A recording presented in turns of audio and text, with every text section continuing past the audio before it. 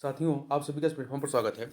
यहाँ पर हम लोग सुर्खियों में रहे कुछ प्रमुख व्यक्तित्व के बारे में बात करेंगे और उनसे संबंधित महत्वपूर्ण तथ्यों के बारे में भी बात करेंगे जिनसे आपकी परीक्षा में प्रश्न बनते हैं।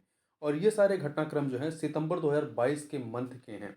तो चलिए प्रारंभ करते हैं। सबसे पहले बात करते हैं दारा शिकोह के बारे में। देखते हैं दारा शिकोह क्यों चर्चा में रहे। देखिए, सितंबर 2022 में उपराष्ट्रपति ने दारा शिकोह द्वारा लिखी गई पुस्तक मज्म उल बहरैन के अरबी संस्करण का विमोचन किया। तो ध्यान रखिएगा, मज्म उल बहरैन ये पुस्तक किसकी है? दारा शिकोह की है।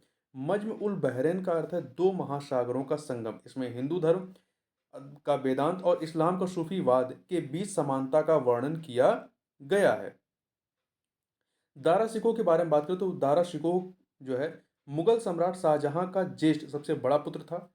यह अपने भाई औरंगजेब के विरुद्ध उत्तराधिकार का युद्ध हारने के पश्चात मारा गया था। देखिए, उत्तराधिकार का जो युद्ध होता है उसमें दारा शिकोह और औरंगजेब के बीच जो है दो युद्ध होते हैं।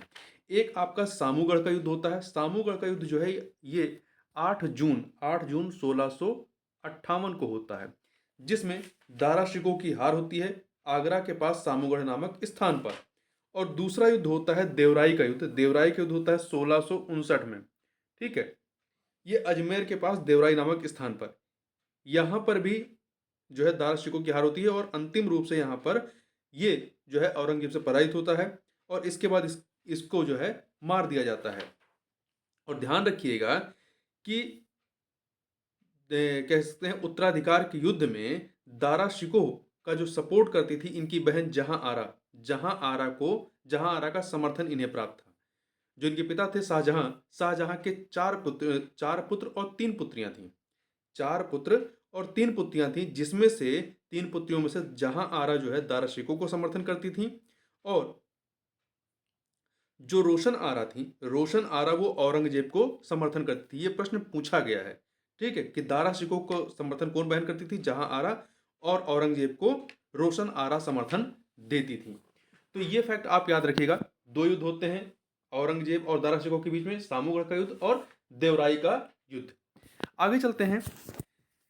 दारा शिकोह को एक उदार मुस्लिम के रूप में वर्णित किया जाता है। उसकी सूफी रहस्यवाद में गहरी रुचि थी। वह अपने आध्यात्मिक मार्गदर्शक मुल्ला शाह द्वारा शुरू किए गए सूफीवाद के कादरी सिलसिले का अनुयायी था। तो यहाँ फैक्ट आपको याद रखना है कि दारा शिकोह किस सूफीवाद के किस सिलसिले से संबंधित था या उसका अनुयायी था? कादरी सिलसिले का अनुयायी था। उसने फारसी में भगवत गीता के साथ साथ 52 उपनिषदों का भी अनुवाद किया था, जिनका पहले केवल कुछ उच्च जाति के हिंदुओं को ही ज्ञान था।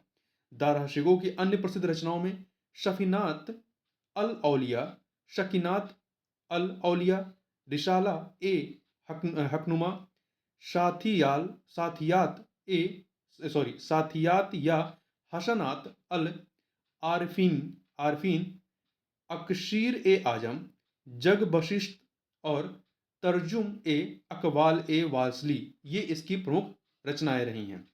देखिए, इसने प्रमुख धर्मों विशेष रूप से इस्लाम और हिंदू धर्म की गहरी समझ और ज्ञान विकसित किया। उसे भारत में धर्मों के साझा तत्वों की समझ के लिए अकादमिक आंदोलन के अग्रनेता के रूप में जाना जाता है। उसने दो धर्मों के बीच न केवल समानताएं खोजी बल्कि यह भी कहा कि दोनों धर्मों का आधार समान है।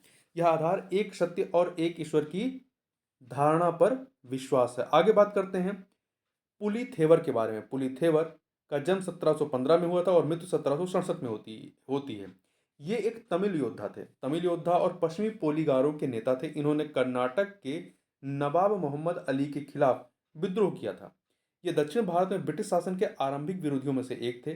कुछ लोग उन्हें भारतीय इतिहास में ऐसे पहले शासक के रूप में मानते हैं जिन्होंने वीरतापूर्ण प्रतिरोध से विदेशियों को अपनी मातृभूमि से बाहर निकालने की शुरुआत की थी।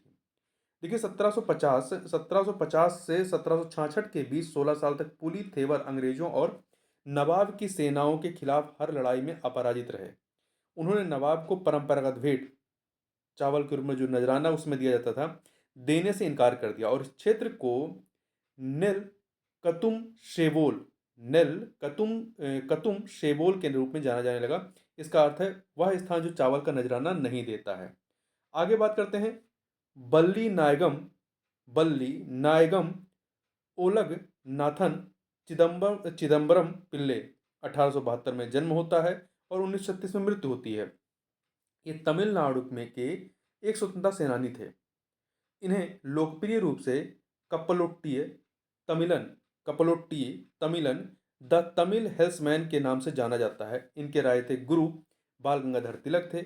वर्ष 1906 में उन्होंने हिंद शिलोन जल क्षेत्र में ब्रिटिश पोत परिवहन के एकाधिकार को समाप्त करने के लिए स्वदेशी स्टीम नेविगेशन कंपनी की शुरुआत की थी।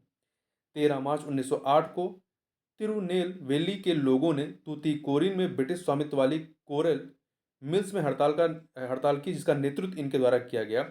इसे नेतृत्व करने के कारण इन्हें कारावास में डाल दिया गया, जिसके खिलाफ विद्रोह किया था लोगों ने।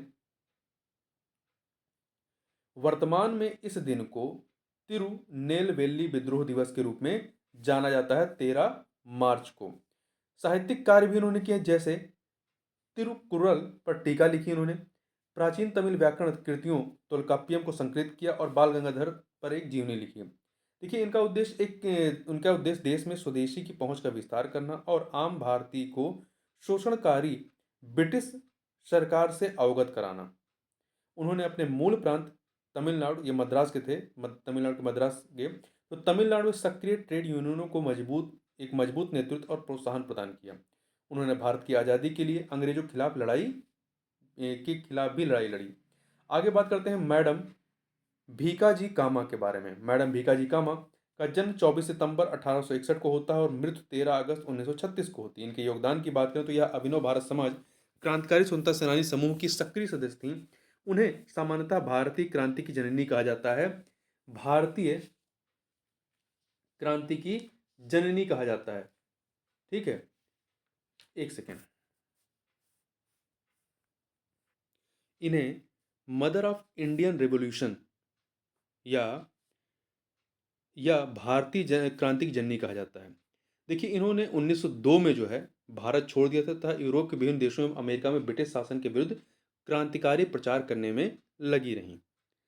देखिए, इन्होंने लंदन में इंडिया हाउस की स्थापना करने में श्यामजी कृष्ण वर्मा की सहायता की थी। इसके अतिरिक्त उन्होंने पेरिस इंडियन सोसाइटी की स्थापना की थी, पेरिस इंडियन सोसाइटी की। वर्ष 1907 में जर्मनी के अंतर्राष्ट्रीय समाजवादी सम्मेलन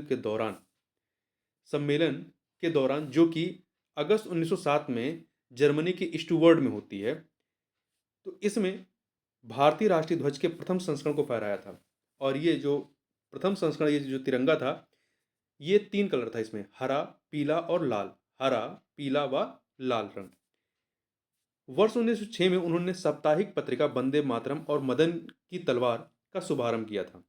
और चीज़ों की बात करें तो मैडम भीखाजी कामा एक प्रखर राष्ट्रवादी थी। उनका मानना था कि अंग्रेजों ने अपने फायदे के लिए भारत का निर्दयता से शोषण किया था।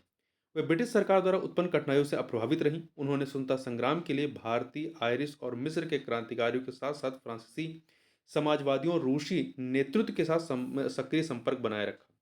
आगे बात करते हैं डॉक्टर सर्वपल्ली राधाकृष्णन के बारे में, जिनका जन्म 1888 में और मृत्यु 1975 में होती है। इनका जन्म तमिलनाडु के तिरुत्तानी में हुआ था। ये एक प्रसिद्ध भारतीय दार्शनिक थे। ये भारत के पहले उपराष्ट्रपति, 2 बार उपराष्ट्रपति रहते हैं, पहले उपराष्ट्रपति और दूसरे राष्ट्रपति बने थे।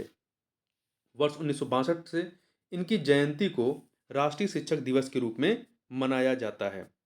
इनके द्वारा लिखित पुस्तकों में philosophy of Rabindranath Tagore, the reign of religion in contemporary philosophy, Indian philosophy, the philosophy of Upanishad आदि हैं।